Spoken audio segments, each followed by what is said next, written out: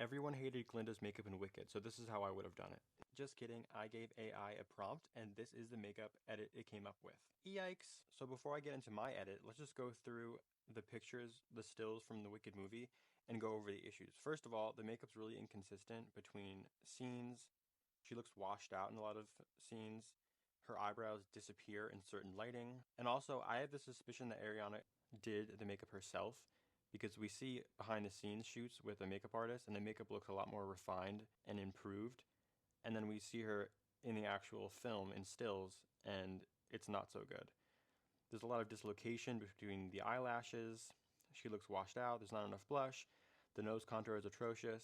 There's a lot of problems. So let's get into the edit.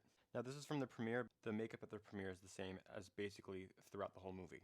So the first issue is she really contoured her face severely. So let's just remove some of this contouring because she doesn't need it and it's really distracting and it looks super harsh. We're just going to color over it with white like an eraser.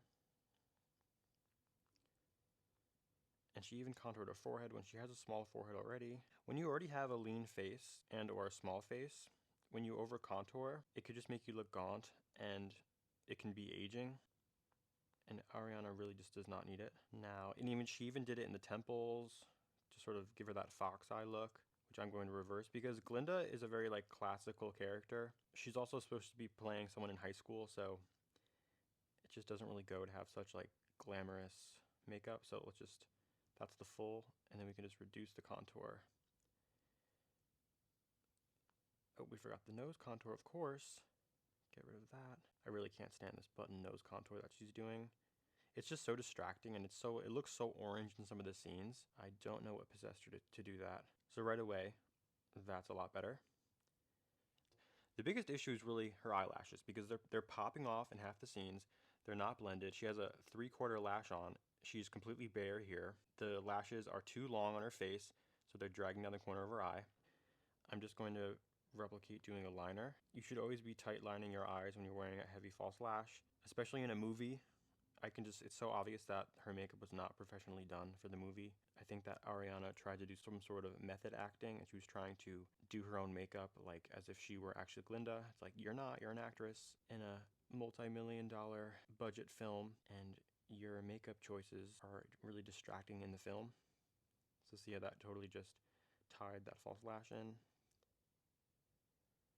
And I've made many videos on this and people keep claiming that she has a makeup artist, she's not doing it herself. Anyone who's a professional makeup artist can look at her makeup for 3 seconds and they know that she's doing it. And it's actually disrespectful that you guys keep mentioning her makeup artist and saying he's doing it. If you think that he's actually doing this makeup or he's making these choices for himself, you really must think that he doesn't know what he's doing. When obviously he does if you look at his other work on his other celebrity clients. So the lashes are tied in. Now, to fix how long these lashes are, I'm just going to pull up her eye corners to replicate if the lashes were trimmed properly and applied properly. So see, that's where her natural lash line, the angle would be. Now the eyebrows, the infamous eyebrows, we need to add half of her eyebrow has been removed, so we need to improve that. So if she's trying to be younger for the film, or she's like playing a high schooler, usually fuller brows are more synonymous with youthfulness, so let's just make the brows as big as we can. Ariana has obviously removed a lot of her hairs for some reason, so I'm really just restoring her eyebrows to what they naturally are. So already that's great. Now the color of the eyebrows. Her eyebrow color really has no relation to her hair. It's sort of like this gingery strawberry blonde with highlights, and her eyebrows are like this ashy, like this bleached blonde. Let's just warm them up. We'll just warm them a little bit, warm them up just to make them cohesive with the hair. But this was the biggest issue in the movie, is that her eyebrows were just the lashes and the eyebrows were the biggest issue because they were just so distracting. Her eyebrows disappeared in certain lighting. When she was in overhead lighting, you couldn't even see her eyebrows, which is just ridiculous. Like there were many poot moments in the movie, I bet. Okay. I always forget this is my favorite, and it's my favorite part. Blush. That's my favorite part. Duh. Now, if she's wearing, now the skin's very matte throughout the movie. Like Ariana likes to powder her face. She likes a matte, like full glam finish, which looks a little bit dry.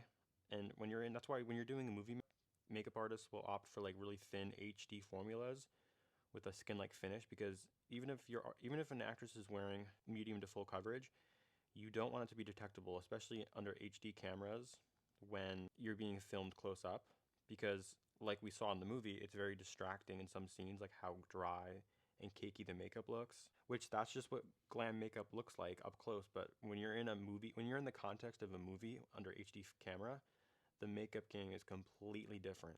So for the blush, we really just need to bring some color into her face. It's still the contour I couldn't really fully remove. So if you place the blush a little bit lower, it makes the cheeks look fuller. And I'll just do like a neutral medium pink. So if you did in the center of the face, help make the cheek appear fuller. Like she should have been wearing like a cream blush with some sheen in it. It would have been so pretty, it would have caught the camera. She should have had a peak, like a flushed cheek in every scene of the movie. It was really a missed opportunity. And then for the eyes, Ariana's been going for like this very matte, light, bone colored lid, which is just a little bit, it's a little bit jarring for her. She would really benefit from just dragging some color through her crease. So let's do that. And you'll see that just putting some color into the eye, like a pink. You can even, like, she could have even continued the blush through the eye, like, see that? Like a halo, a veil of pink around the eyes. Like, it wouldn't look like eyeshadow, but it would just, like, wake up the entire face and just make her look really youthful and healthy. Look at like that. That's like it's barely there, but it's just like a halo of color. Especially if there's some purple in it, it would pull like the gold out of the eyes. Really pretty. Let's just do that. Let's not push it too much. But look at the difference. We didn't change her eye shape. The original makeup and eyebrows are changing her eye shape. I actually restored the natural eye shape. Look at how the temple contour being removed totally like brings some fullness to the face. It softens everything up. This is the way the makeup for Glinda should have been. And it's way better than what AI did. AI can never replace an artist, you guys, because the human eye cannot be matched.